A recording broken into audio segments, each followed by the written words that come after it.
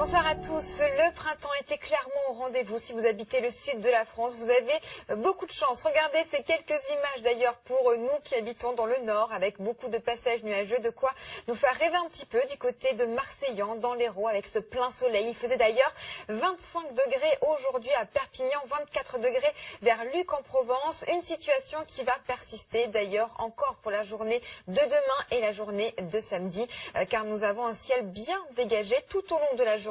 Alors, quelques brumes et brouillards au réveil entre la Bretagne en remontant du côté des Ardennes, mais rapidement dans l'après-midi, la masse d'air va s'assécher, le soleil sera clairement de la partie, il y aura toujours un petit peu de vent autour de la cité phocéenne, le Mistral qui va souffler jusqu'à 70 km par heure.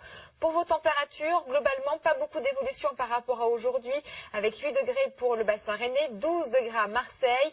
En revanche, dans l'après-midi, ce sera similaire, des températures dignes d'une fin avril, voire d'un début mai. C'est le cas notamment pour le Roussillon avec près de 24 degrés sous abri et le ressenti au soleil du coup se rapproche des 29 à 30 degrés.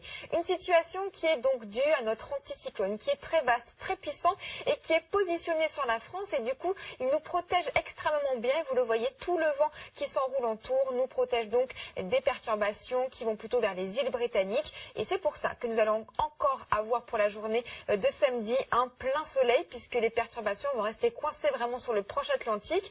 Quelques brumes et brouillards également au réveil, quelques passages nuageux encore un petit peu tenaces sur la façade ouest de la France, mais rien de bien méchant. Profitez-en bien jusqu'à samedi car dès dimanche, une nouvelle perturbation arrive cette fois-ci par l'ouest de la France et elle va vraiment apporter des passages nuageux très denses en amont de cette perturbation et même le retour de quelques flocons sur les Pyrénées car regardez, le vent va de nouveau changer de sens, un vent de secteur nord-ouest qui va faire baisser un peu les températures et d'ailleurs dès la journée de lundi le ciel s'annoncera très chargé avant le retour au calme, ce sera plutôt pour la journée de mardi.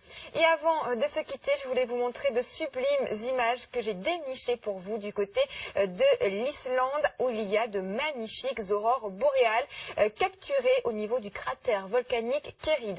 C'est situé au sud-ouest de l'Islande, ce cratère fait 55 mètres de profondeur, 170 mètres de large et 270 mètres de long.